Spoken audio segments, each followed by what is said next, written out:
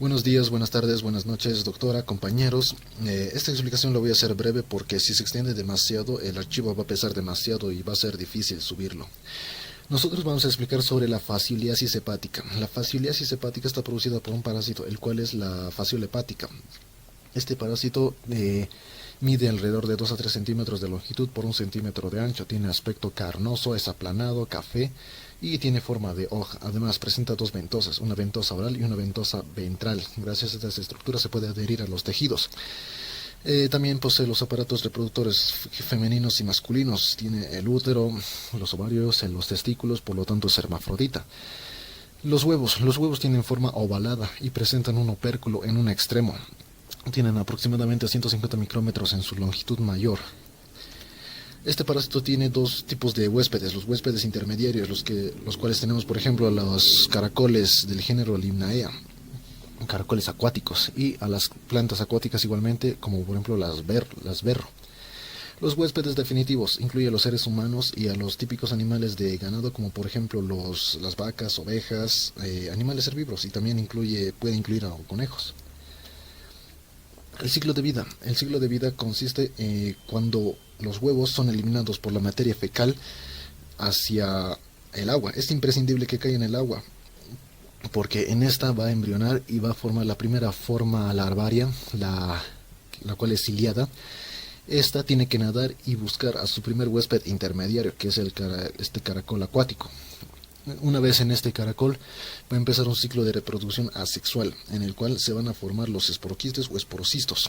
Estas estructuras en forma de saco van a formar las redias. Las redias son más alargadas y dentro de estas se encuentran las cercarias. Las cercarias tienen forma de renacuajo y gracias a su cola pueden impulsarse y nadar.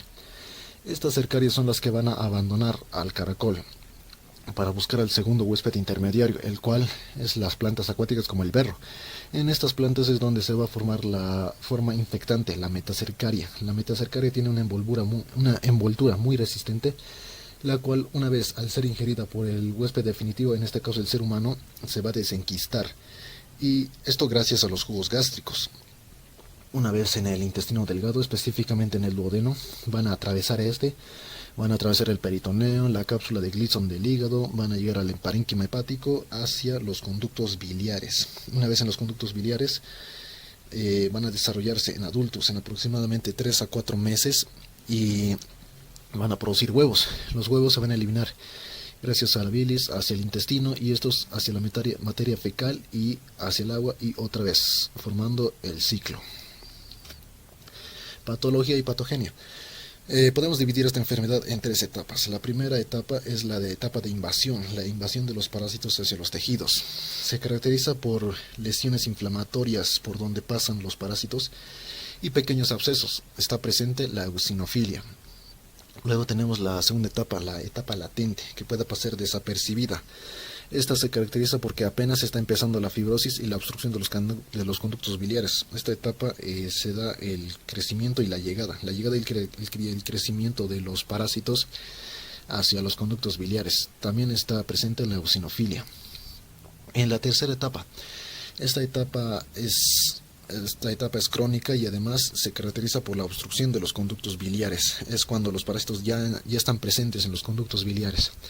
Los abscesos son de mayor gravedad, hay inflamación, hepatomegalia, lesiones hepatobiliares como por ejemplo la colangitis, la cual es la inflamación de los conductos biliares, la colecistitis, que se refiere a la presencia de cálculos en los conductos císticos, la inflamación, y también de la colelitiasis, de presencia de cálculos en la vesícula biliar y la inflamación.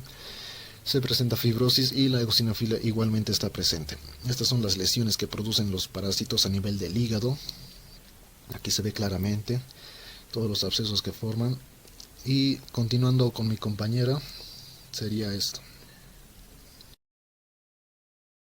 Bueno, continuando con el diagnóstico de la fasciolasis hepática, tenemos que se da tanto en fase aguda como en fase crónica. En fase aguda tenemos métodos indirectos como es la serología mediante el HAI, ELISA y el IFI, que van a detectar anticuerpos contra los antígenos parasitarios. También hay eosinofilia marcada de 50-80%. Esto debido a que en esta fase aguda también es la fase migratoria de los parásitos, por lo que va a activar una respuesta inmunológica de tipo de linfocitos T helper tipo 2, que hay una elevada producción de eosinófilos y indicador de una parasitosis tisular activa. También hay pruebas de función hepáticas alteradas, que estos van a ser análisis de laboratorio que indican o evalúan el estado hepático uh, mediante los niveles tanto de bilirrubina, transaminasa y fosfatasa alcalina. En los síntomas clínicos podemos ver tanto en fase aguda como en fase crónica. En los síntomas clínicos puede ser en la fase aguda dolor del hipocondrio derecho, fiebre, hepatomegalia, malestar general y eosinofilia intensa.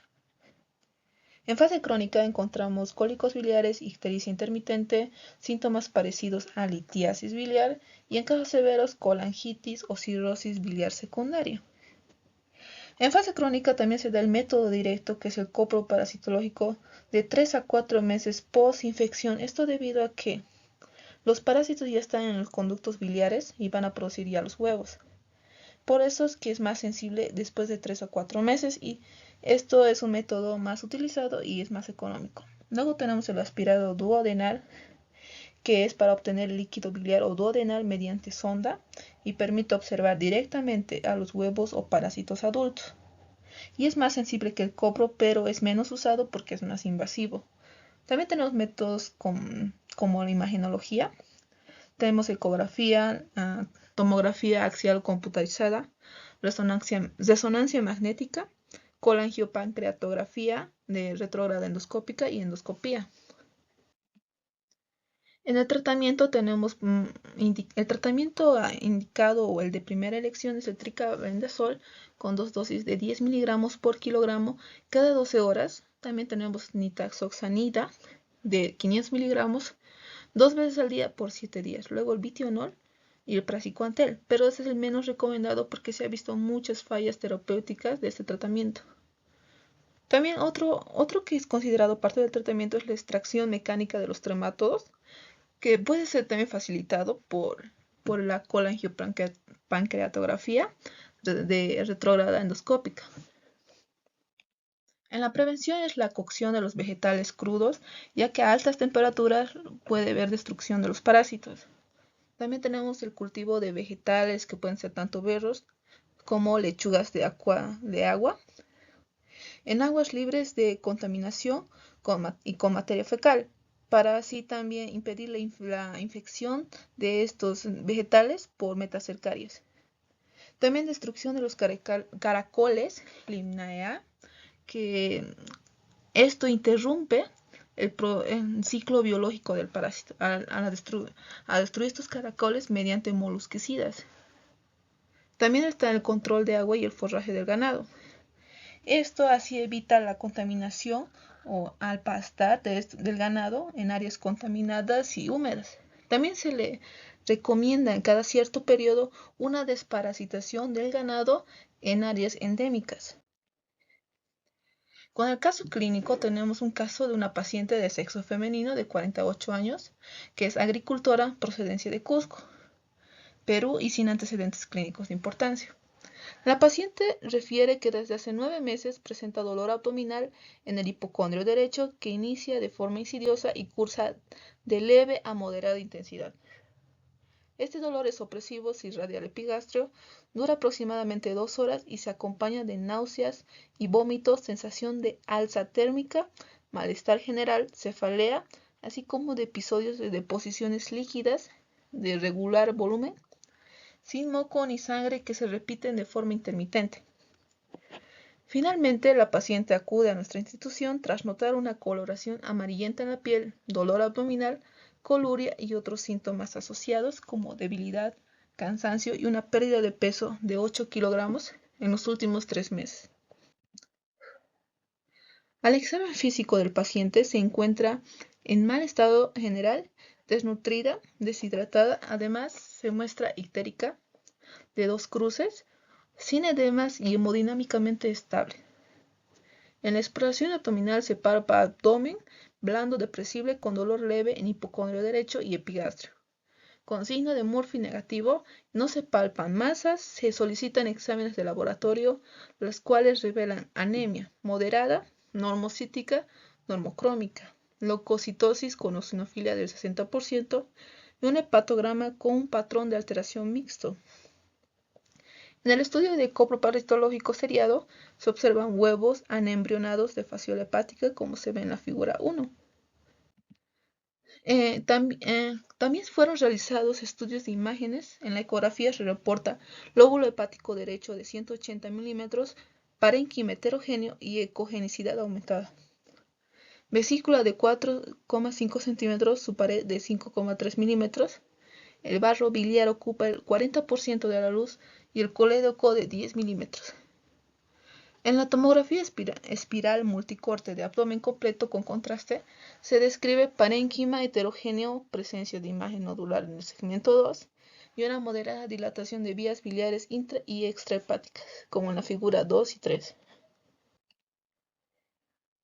La conclusión de este examen fue una hepatomegalia con signos de moderada esteatosis y dilatación de vías biliares intra y extrahepáticas con signos de proceso obstructivo en la ampolla de Vater.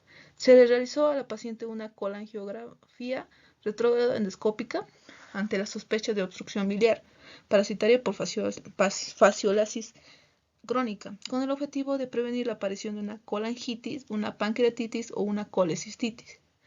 Se accedió a vía biliar, se opacificó el colédoco en 14 milímetros y se apreciaron en el colangiograma estructuras nodulares móviles. Se apreció salida del mitos y compatibles con fasciola hepática. Se procedió a la extracción de los parásitos con canastilla de Dormia y se verificó colangiograma limpio y se finalizó el procedimiento sin complicaciones, como se observa en la figura 4, 5 y 6. En la figura 4 y 5, que es durante la colangiopancreatografía retrógrada endoscópica, se observó con el duodenoscopio la fasciola hepática adulta. Y en la figura 6, un hallazgo de 2 especímenes adultos de fasciola hepática extraída. En el tratamiento tenemos la paciente recibió una sola dosis de tricabendazol de 10 miligramos por kilogramo vía oral. En la evolución y el seguimiento tenemos que la paciente fue evaluada 6 meses después de haber recibido el tratamiento. Y se mostraba sintomática, sin anemia y con un aumento de peso de 6 kilogramos. Bueno, muchas gracias.